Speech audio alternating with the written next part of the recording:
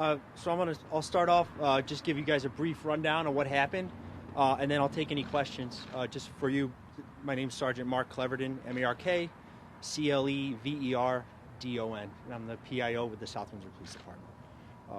So around 8:43 this morning, we received a phone call of a shooting in the area of 105 Edwin Road.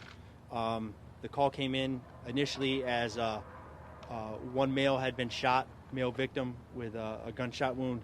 Later, when we arrived on scene, it was determined that another male sustained injuries as well. Just so you know, both parties are non-life-threatening injuries. Both were transported to Hartford Hospital, so they're currently being evaluated at this time. Prior to our arrival on scene, we received information that a singular suspect, had fled the scene. We were given a description of that vehicle and a possible direction of travel. That was broadcast out to other agencies, and Enfield Police Department had set themselves up off of 91 northbound.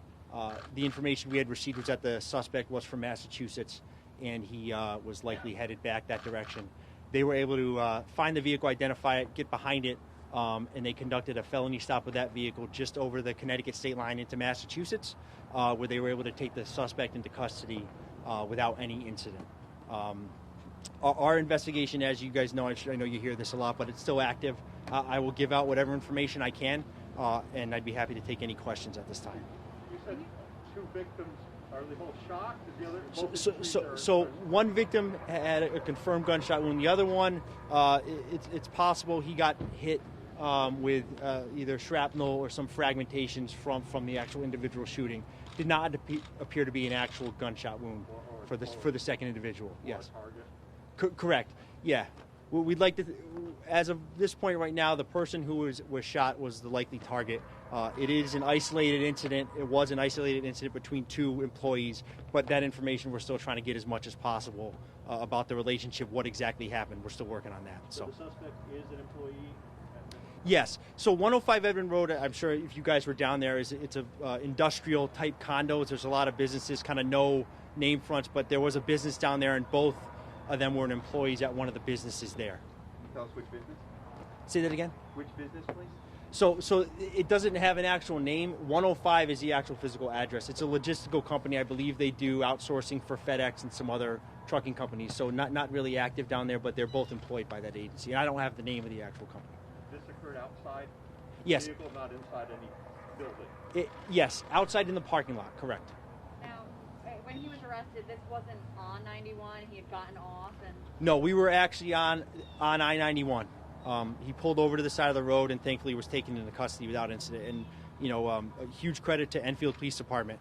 They did an excellent job. Mass State Police as well for listening and paying attention and making sure they brought him into custody. If they didn't kind of take action when they did, he probably would have made it back to Massachusetts, and we would likely still be looking for him, or might have went a different way. So we're very appreciative of that.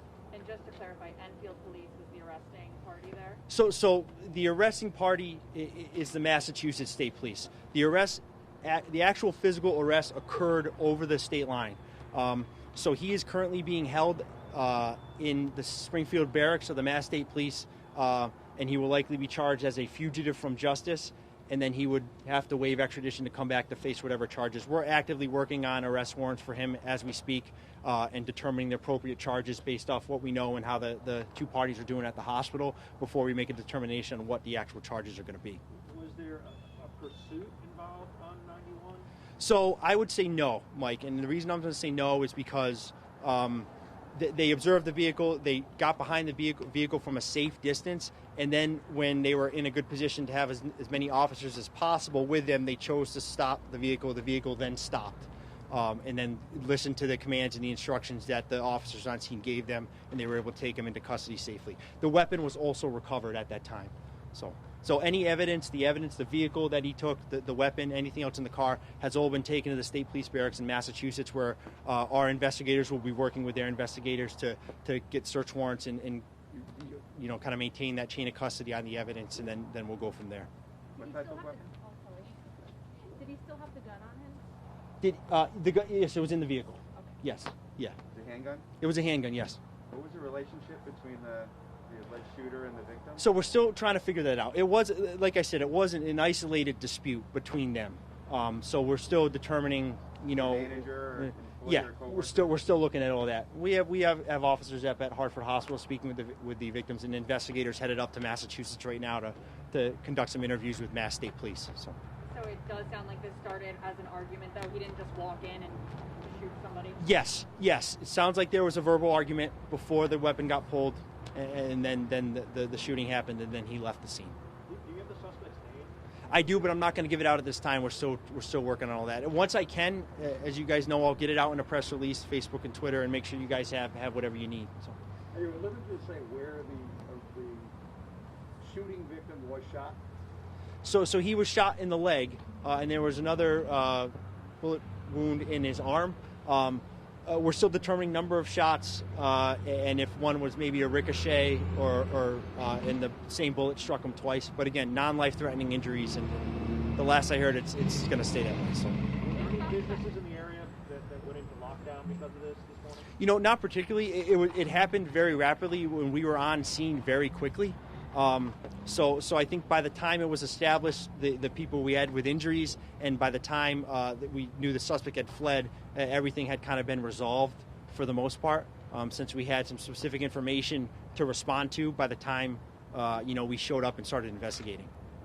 The suspect, do you know how long he's been an employee there, and have you had past issues? No clue. No. Not sure. And obviously our investigators are going to look into that and get whatever information they can. So. Do you know if he had a pistol permit? Unknown. Anything you can share about the ages of the people who were hurt at this time? I do not have their ages, no. Gender? Both males. Both males that were hurt and a male that... Yes, yeah, the male suspect and the two males who were injured were also. You called 911? I believe the call came from one of the victims. One of the victims? Yes. Victim who may not have been the intended target, who might have been hit with Mm-hmm. fragments of a bullet or something. That person, what were the injuries like for that person? So he had what appeared to be a small, I'll call it a laceration around one of his eyes. Oh, really? Yeah. So, again, not a life-threatening injury, but definitely warranted a hospital visit. You know what type of weapon it was? So only a pistol. Any other questions? No? Yeah, right. And I'll obviously reach out to everyone and let you know when we have updates. I'll do a full press release kind of covering what I covered here, and I'll probably give you guys an update later tonight if there's necessary, and if not, you'll hear from me tomorrow. And again, don't feel free to call my cell phone or text, whatever's easiest to get a hold of me, and I'd be happy to fill you in. May I grab you? Absolutely. All right, guys. Thank you. Okay, thanks.